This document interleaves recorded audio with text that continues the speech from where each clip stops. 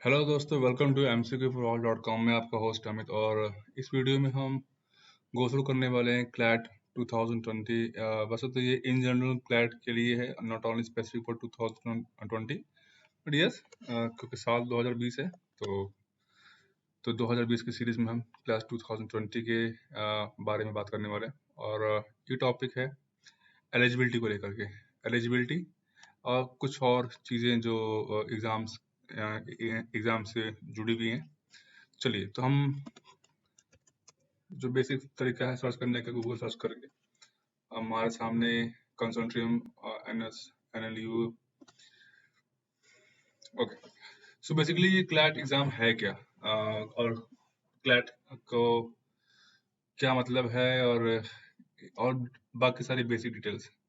तो पहले हमें समझना पड़ेगा कि हमारे इंडिया में जो लॉ, एक जो पर्टिकुलर फील्ड ऑफ एकेडमिक्स है, पढ़ाई है, या यूँ बोलिए ब्रांच है, इसके अंदर में बहुत तरीके से पढ़ाई की करवाई जाती है। मतलब बहुत तरीके से बहुत डिफरेंट यूनिवर्सिटीज़ और कॉलेजेस है जहाँ पर लॉ की पढ़ाई होती है। और नेशनल और स्टेट, नेशनल मतलब जो राष्ट्रीय स्तर पे, और स्टेट मतलब जो पर्टिकुलरली स्पेसिफिक स्टेट्स के अंदर में होने वाले जो कॉलेजेस हैं उनकी तरफ से अपने अपने कॉलेजेस हैं। और थर्ड बन जाते हैं जो प्राइवेट कॉलेजेस। सो 3 लेवल पे पढ़ाई होती है, सेंट्रल लेवल, स्टेट लेवल और प्राइवेट कॉलेजेस की। सेंट्रल और स्टेट में भी हम बात करते हैं सेंट्रल की, जिसको हम यूँ बोल सकते हैं कि इंडियन गवर्नमेंट ने कुछ स्पेसिफिक यूनिवर्सिटीज़ बनाई हैं जो लॉ के लिए हैं। और उनके कंसोर्टियम क्या होता है कि combinations of all those universities. So उनका एक नाम दिया गया है national law universities. So national law universities India में कई सारे हैं। अब उनके डिटेल में मैं नहीं जाऊँगा कितने हैं, 12, 13, 14। बट ओवरऑल जितने भी नेशनल लॉ यूनिवर्सिटीज़ हैं उन सबको मिला करके एक कॉमन एंट्रेंस टेस्ट होता है, जिसको हम एनएलयू के लिए टेस्ट बोलते हैं, और उसका नाम है CLAT, CLAT, common law aptitude test, CLAT common law aptitude test. ठीक है, और इस बार इसको करवा रहा है कौन? Consortium of national law universities Bangalore.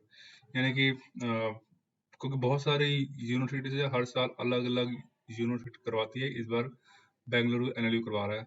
तो आप देख सकते हैं 1, 2, 3, 4, 5, 6, 7, 8, 9, 10, 11, 12, 13, 14, 15, इस तरीके से नियरली 15, 16 एनएलयूज हैं।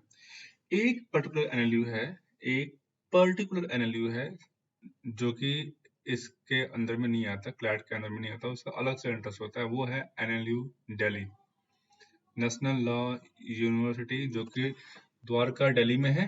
इसका एंट्रेंस अलग से होता है, और इसको उस एंट्रेंस का नाम ही है एनएलयू दिल्ली एंट्रेंस, जो कि क्लैट के अलग से होता है। तो फिलहाल हम क्लैट के बारे में जानेंगे, क्लैट में कितने कॉलेजेस हैं और क्या है। चलिए, जब आप ये फॉर्म भरेंगे तो आपको हो सकता है आप में से, क्योंकि आज की तारीख में 12 मई है, तो बहुत सारे लोग आप में से फॉर्म भर चुके होंगे। जो नहीं भर चुके होंगे वो आप प्लीज फॉर्म भर दीजिए, 18 मई लास्ट डेट है, ठीक है, वरना बहुत लेट हो जाएगी। ओके, अब नेक्स्ट टॉपिक पे आते हैं कि ये जो पेपर है इसको आप भरने के बाद में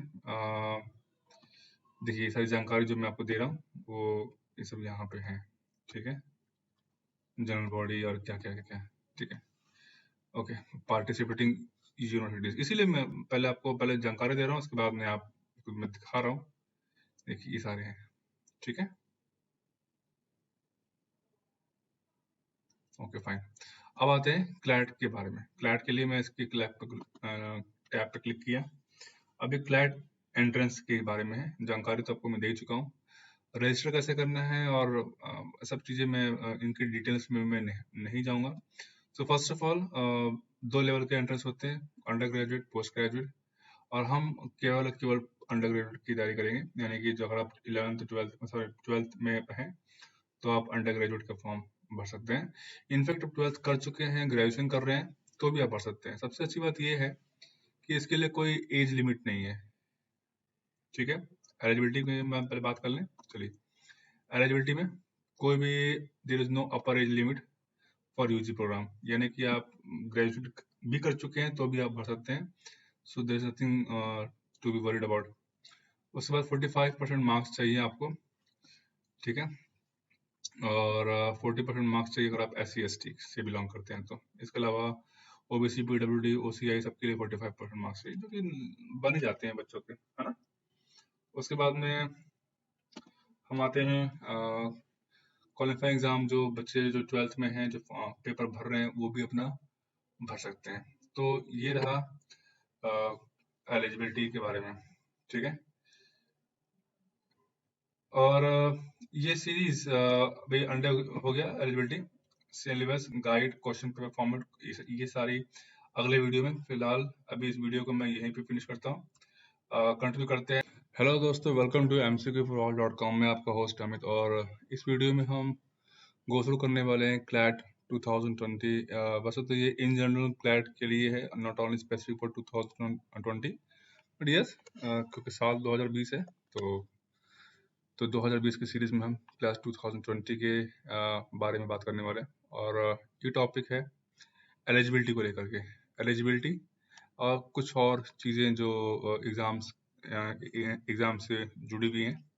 चलिए, तो हम जो बेसिक तरीका है सर्च करने का, गूगल सर्च करके हमारे सामने कंसोर्टियम NLU।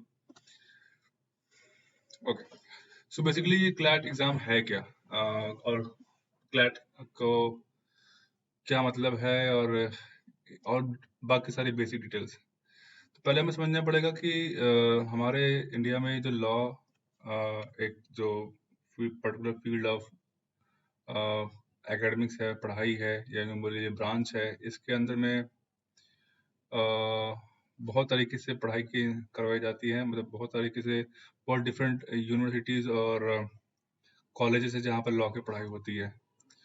और नेशनल और स्टेट, नेशनल मतलब जो राष्ट्रीय स्तर पे, और स्टेट मतलब जो पर्टिकुलरली स्पेसिफिक स्टेट्स के अंदर में होने वाले जो कॉलेजेस हैं, उनकी तरफ से अपने अपने कॉलेजेस हैं।